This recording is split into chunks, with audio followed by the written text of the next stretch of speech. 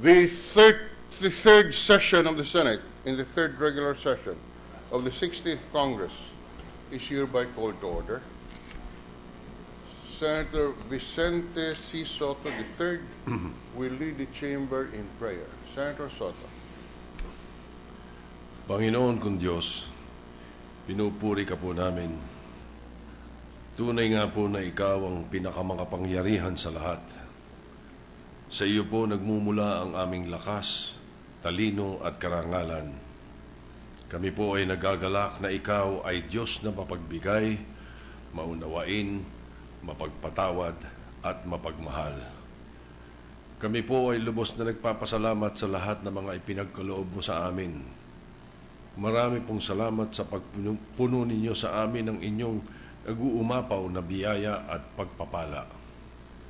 Panginoon, kami po ay humihingi ng kapatawaran sa lahat ng aming mga pagkukulang at pagkakasala sa inyo, sa aming kapwa at maging sa aming mga sarili.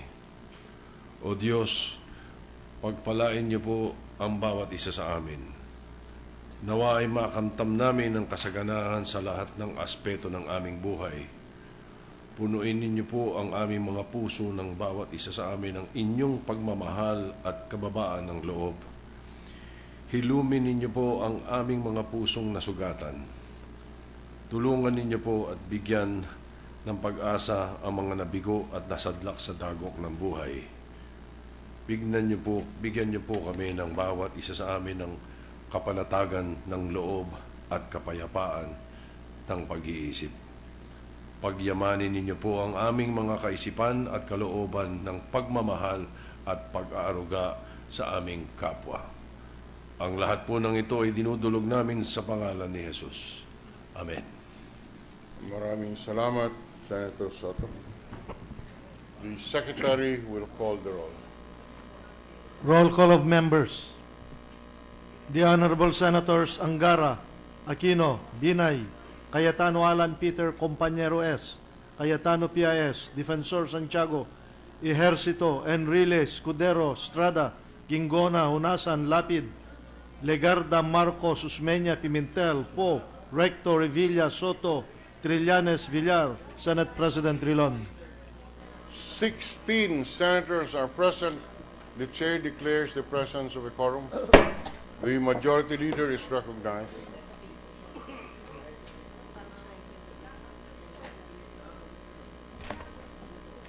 Mr. President, I move that we dispense with the reading of the Journal of the 32nd Session, October 7, 2015, and consider the same as approved. Is there any objection? The chair hears none. The Journal of Session number 32, Wednesday, October 7, 2015, is hereby approved. Mr. President, may we acknowledge some guests from the St. Mary's College of Maykawayan, headed by Ms. Guadelia Ignacio, Academic Coordinator. And we have guests also, the senior Constitutional Law Review students from the Universidad de Manila, led by faculty member Attorney Bernard Almeda, and also members of the Parent-Teacher Council of St. Martin de Porres Catholic School, led by Councilor Arnaldo Mendoza of Paumbong, Bulacan. The students of St. Mary's College of Maykawayan, headed by Ms. Gaudelia Ignacio. You are let their presence be of record, and we welcome you to the Senate in this afternoon session.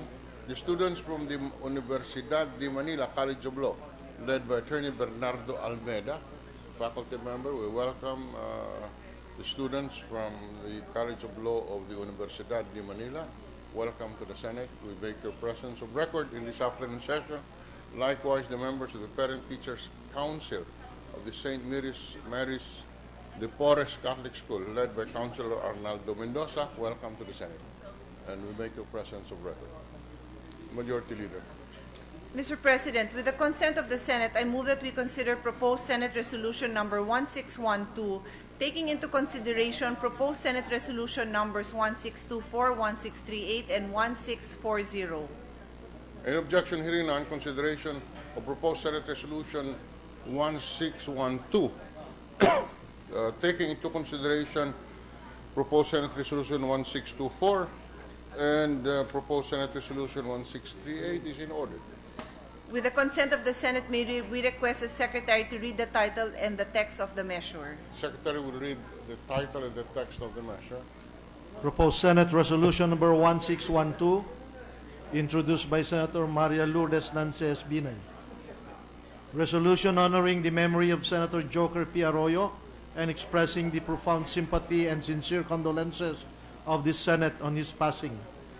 Whereas Joker P. Arroyo was a former legislator who served the Filipino people as a representative of the 1st District of Makati City for 3 consecutive terms from 1992 to 1998 and as a senator for 2 consecutive terms from 2001 to 2013.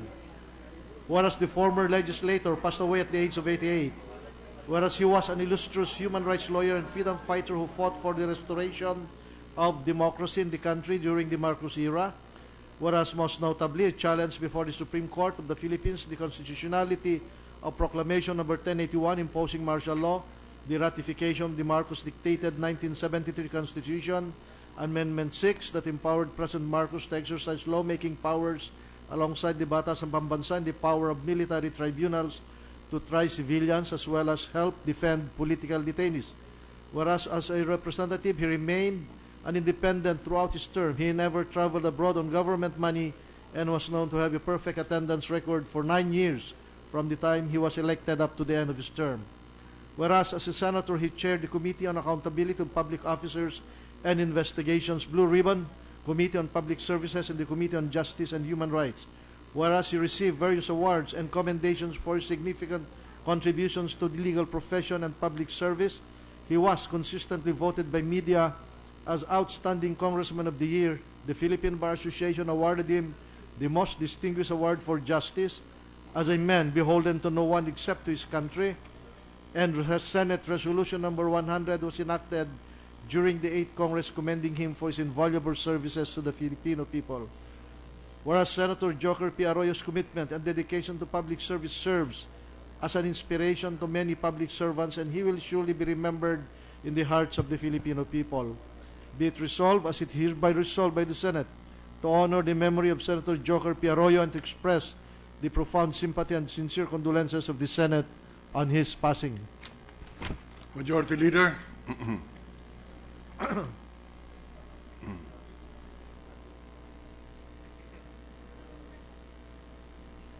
Mr. President, I move that all senators present be made co-author of the proposed Senate resolution.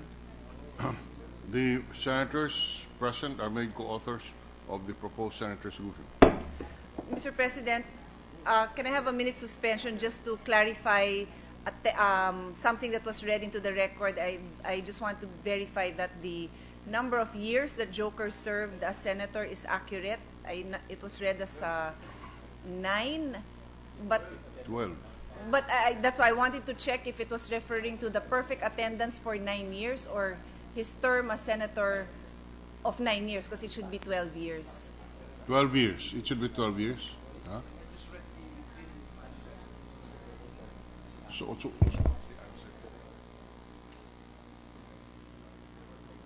yes, subject we intended to pass this resolution subject to style, and among those corrections will be that it will be 12 years. Thank you, Mr. President. Mr. President, I move that we approve proposed Senate Resolution number 1612, taking into consideration proposed Senate resolutions, resolution numbers 1624, 1638, and 1640, subject to style. 1640? Is there 1640? 1640. There is no resolution 1640, to my knowledge. It's not in the agenda. It's only 1624, 1638, 1639. May the chair know if there is a 16 PS proposed Senate Resolution 1640? Huh? All right.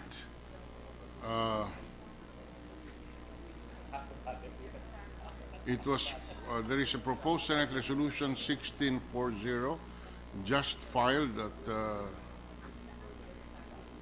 2:18 this afternoon. So we take into consideration also Senate Resolution 1640.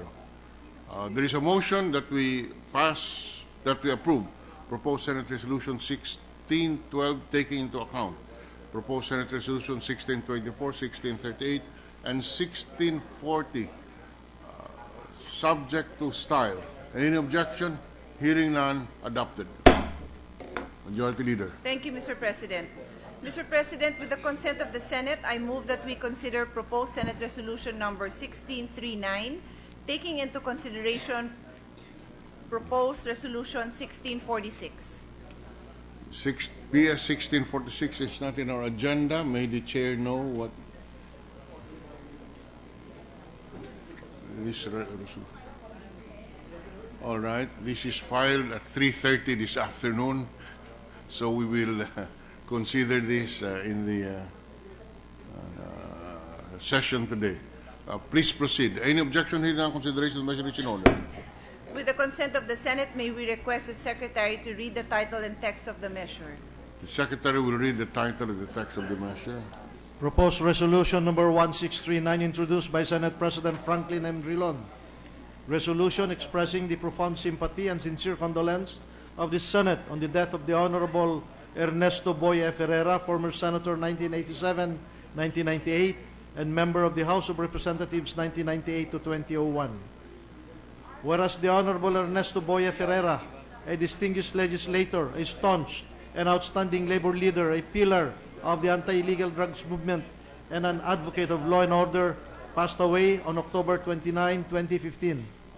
Whereas although handicapped by polio during his childhood, the strong-willed native of Samboan, Cebu, graduated with a bachelor's degree in law from the University of Visayas in 1966 and finished his master's degree in public administration, major in public finance, summa cum laude, in 1995, and doctorate degree in fiscal studies, magna cum laude, in 1998, both at the Lyceum of the Philippines. Whereas dedicating his professional life to the cause of labor, he helped organize the Trade Union Congress of the Philippines, TUCP, in 1983, and served as the workers' representative in the National Wages Council, the Social Security Commission, and the National Manpower and Youth Council.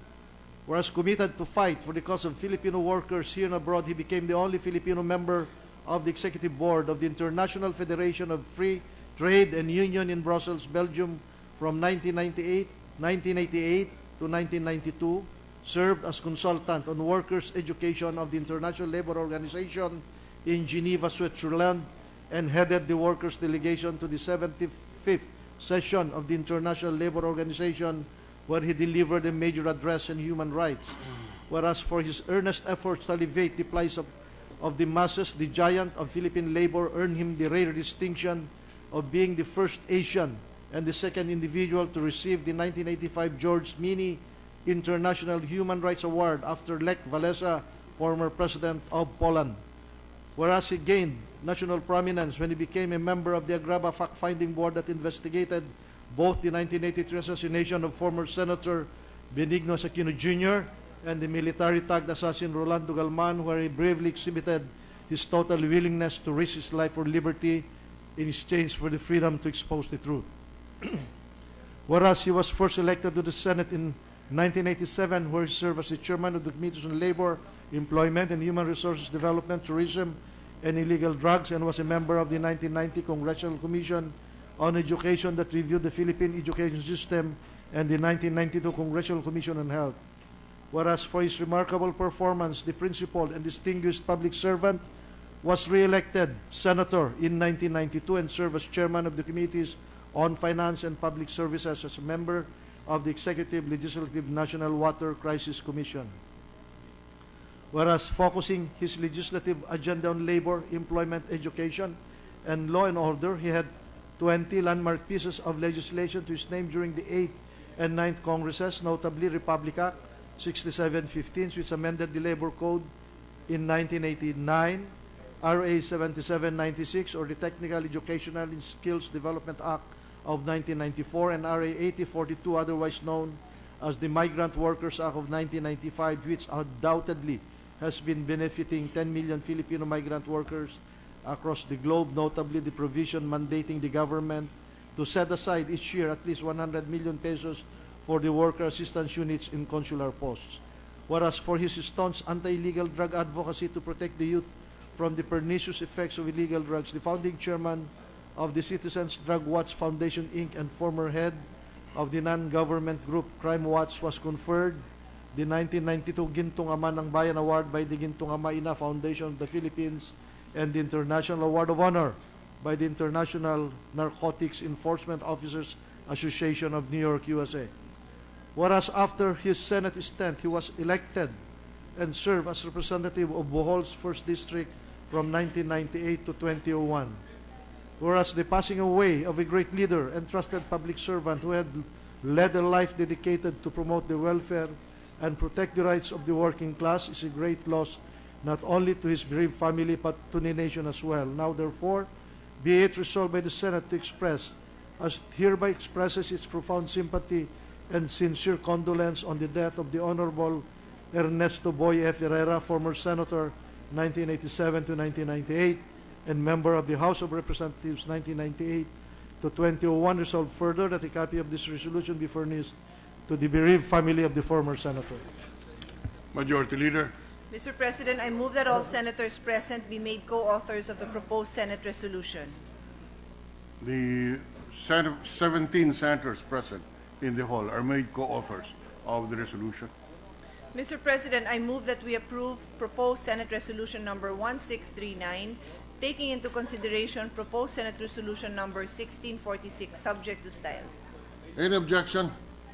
Hearing none, proposed Senate Resolution 1639, taking into consideration proposed Senate Resolution 1646 is hereby approved, subject to style. Today, the Senate has passed 2 resolutions condoling with the families of our colleagues who passed away, therefore, in accordance with tradition, the chair is prepared to receive the motion for the adjournment of our session to honor our departed colleagues. The Assistant Majority Leader is raising his hand. Yes. Minority Leader, Mr. President. Sorry, Minority Leader. Thank you, Mr. President. With the concurrence of the acting Majority Leader, in observance of the tradition of this chamber, I move that we adjourn the session in deference to the untimely demise of our colleague, Senator Ernesto Boy Herrera. Majority Leader, what do you say? Yes, Mr. President, we concur with the motion of the Assistant Minority Floor Leader.